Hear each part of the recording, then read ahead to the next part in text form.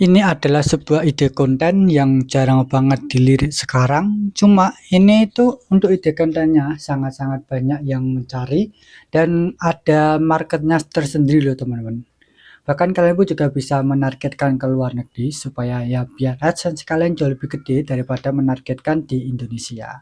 Dan ide konten ini tuh sedikit pesaingnya juga. Jadi ya ini worth it untuk teman-teman mainkan, teman-teman gunakan kalau kalian ingin membuat channel YouTube yang mungkin lebih mudah untuk dibuat dan jarang ada pesaingnya.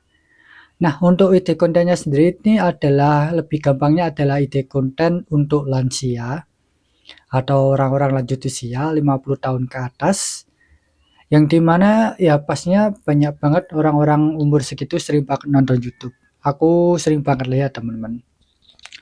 Nah, konten-konten seperti ini itu memang banyak sih market dan orang yang nonton, orang-orang tersebut sering nonton, atau mungkin orang-orang yang lebih muda nonton itu juga ada untuk mempersiapkan diri ketika mereka masuk di usia tersebut.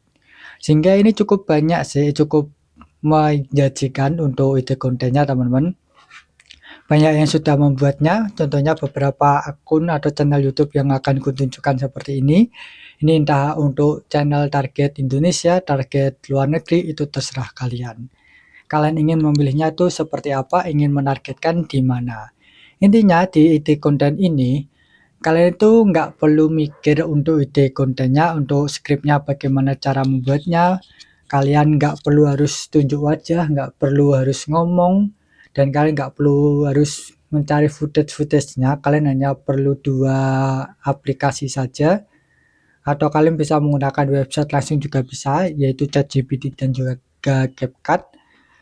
Tapi juga ada disclaimer sih, CapCut-nya kalian harus menggunakan yang pro. Kalau yang tidak pro itu tidak bisa.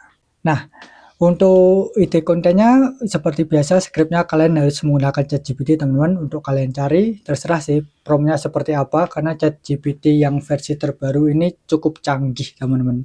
Aku sungguh kagum dengan ChatGPT yang terbaru ini, jadi kalian nggak perlu lagi mikir-mikir gimana prompt yang harus kalian buat, tapi ya seperti biasa semakin detail prompt yang kalian tulis juga semakin bagus untuk skrip yang dibuat sama ChatGPT-nya.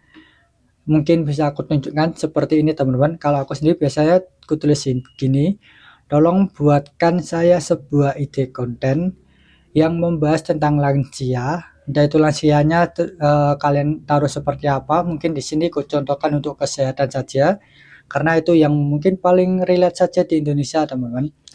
Yaitu seperti ini, aku ulang teman-teman untuk promptnya. Tolong buatkan saya sebuah ide konten yang membahas tentang kesehatan lansia, kurang lebih seperti itu. Nanti tinggal kalian enter saja. ChatGPT akan merekomendasikan beberapa ide konten yang bisa kalian bikin untuk channel YouTube kalian. Nah, setelah kalian mendapatkan ide konten seperti ini, kalian tinggal suruh ChatGPT-nya membuat skrip, teman-teman. Ya, tinggal dilanjutkan saja untuk chattingan kalian dengan ChatGPT. Tolong buatkan skripnya setiap ide konten yang Anda berikan. Kurang lebih seperti itu teman-teman untuk prompt yang selanjutnya.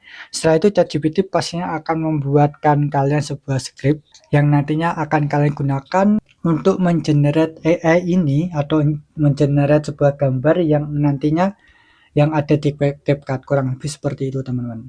Nah, setelah kalian mendapatkan skripnya, ya seperti biasa kalian harus mengkopas dulu, copy paste. Di copy terlebih dahulu teman-teman, nanti baru dipaste di bagian CapCut-nya. Nah, di sini aku ini menggunakan aplikasi teman-teman, bukan menggunakan website. Jadi ya kalau kalian menggunakan website ya tinggal menyesuaikan saja, atau menggunakan versi yang PC, aku kurang tahu teman-teman. Kalau yang versi mobilenya atau menggunakan HP, itu kalian klik di bagian AI Lab. Di situ ada Story Maker, teman-teman. Jadi tinggal kalian klik di situ.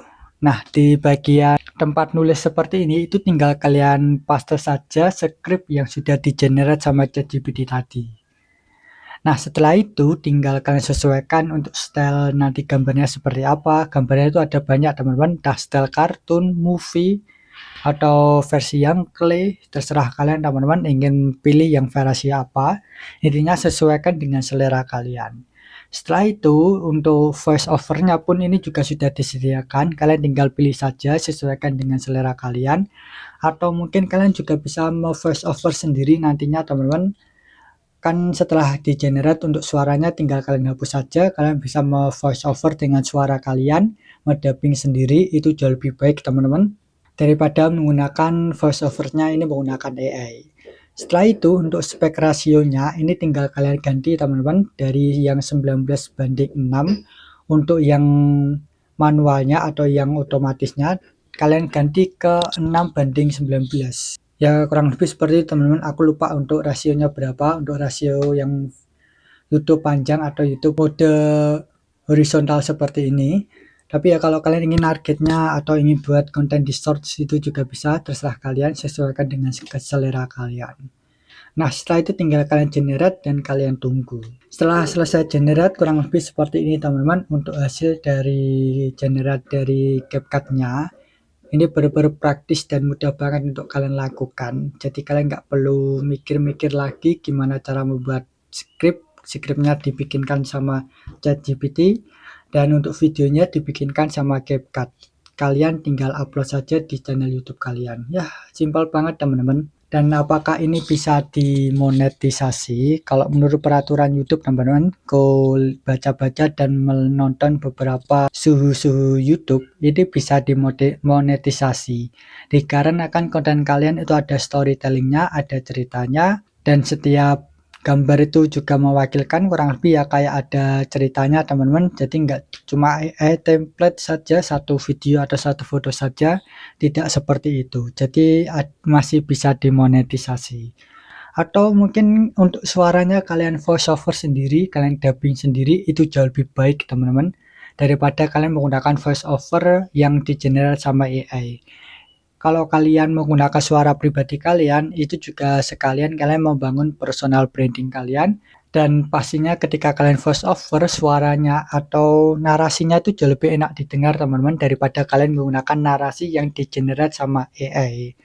Ya kurang lebih seperti itu sih teman-teman untuk ide kontennya, dan ini benar-benar mudah banget untuk kalian buat, dan untuk pesaingnya ini pun juga nggak banyak karena jarang banget dilirik sama youtuber pemula, karena memang mereka fokus ke diri sendiri atau mungkin fokus ke konten-konten yang lagi tren, tapi ya konten yang kayak ini gini tuh sering banget dilupakan.